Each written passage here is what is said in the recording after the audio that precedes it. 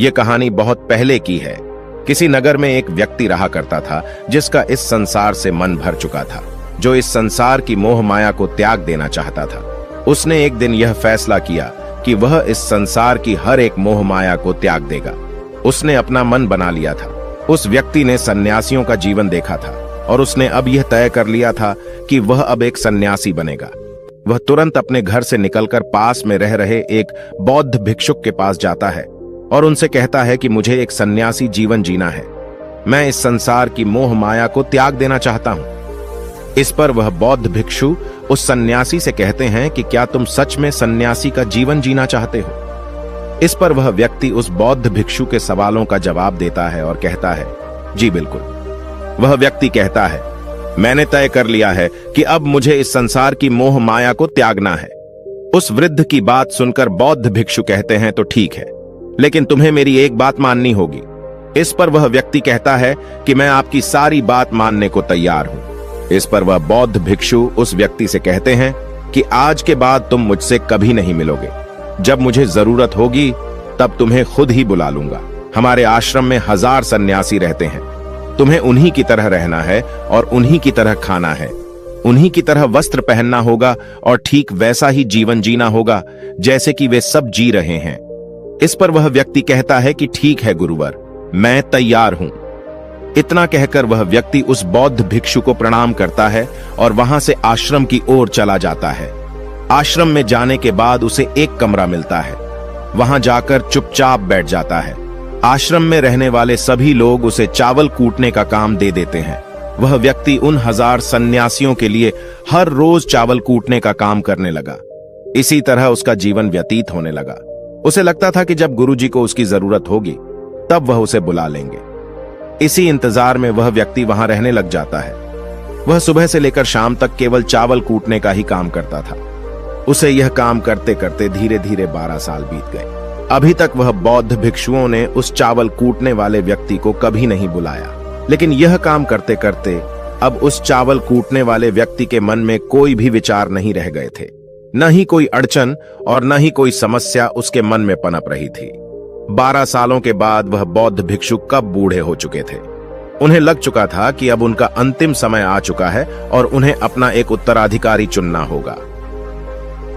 इसीलिए उन्होंने पूरे आश्रम में घोषणा करवा दी कि जो कोई भी मेरा उत्तराधिकारी बनना चाहता है वह देर रात में मेरे कमरे के बाहर 4 पंक्तियां लिखकर जाएगा और उसे उन पंक्तियों में बताना होगा कि जीवन जीने का सही तरीका क्या है, इस जीवन को किस तरीके से जीना सही है। इस जीवन का सत्य लिखना होगा, लेकिन एक बात याद रखना, उसे खुद के अनुभव के द्वारा लिखना होगा।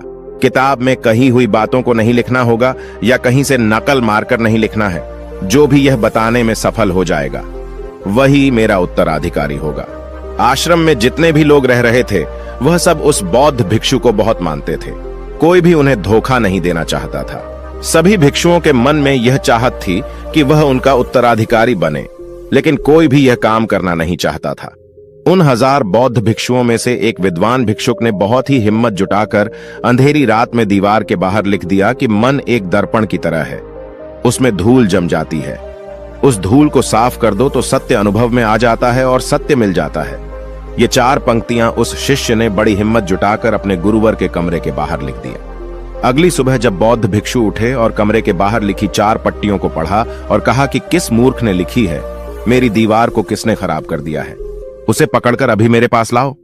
जब आश्रम में सभी लोगों ने पता किया तो पता लगा कि वह विद्वान शिष्य उन पंक्तियों को लिखने के बाद रात्रि में ही उस आश्रम को छोड़ दिया था, क्योंकि यह विचार उसके अपने नहीं थे और विद्वान शिष्य ने जाते जाते अपने कुछ मित्रों से कह दिया था, सुबह अगर गुरुवर को मेरी कुछ 4 पंक्तियां पसंद आई तो वह लोग मुझे बता देंगे, और अगर इन 4 पंक्तियों को पढ़ने के बाद गुरुवर गुस्सा हो जाएं तो तुम सब मेरा पता उन्हें कभी भी मत बताना।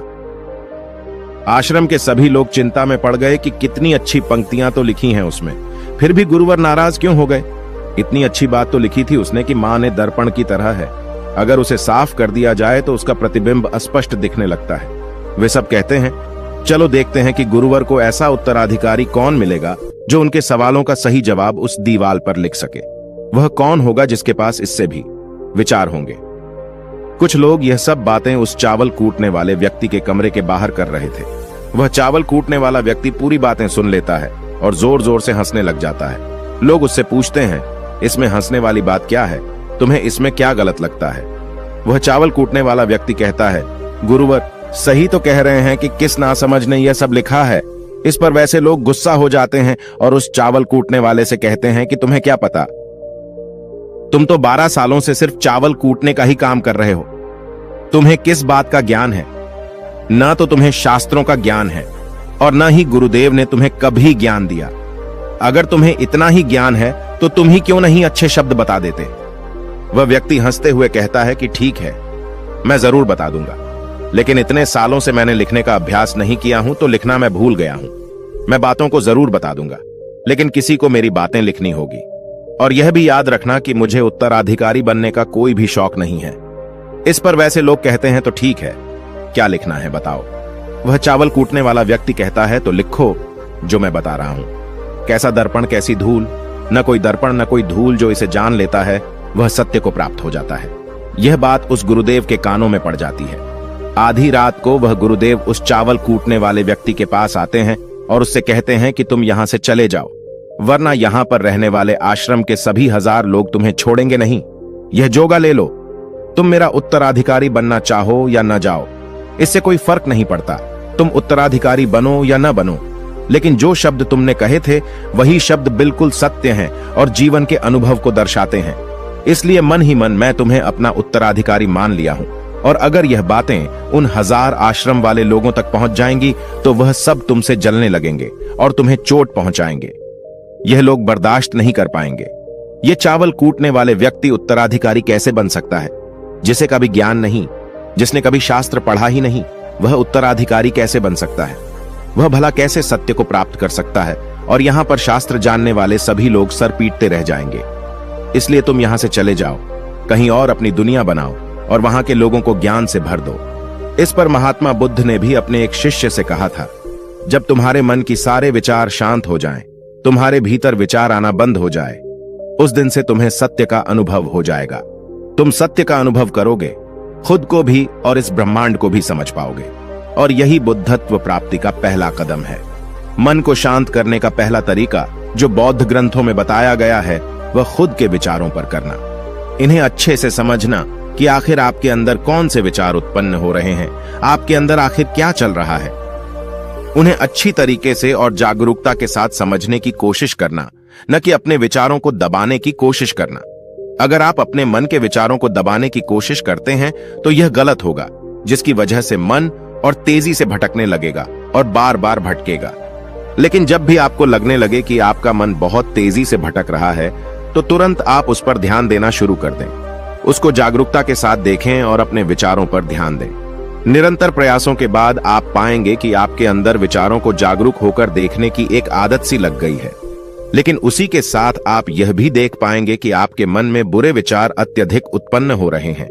आपके मन में जो भी विचार उत्पन्न हो रहे हैं वह सकारात्मक भी हो सकते हैं और नकारात्मक भी। उनसे आपको कोई भी छेड़खानी नहीं करनी है, बस आपको अपने प्रयास पर काम करते रहना है।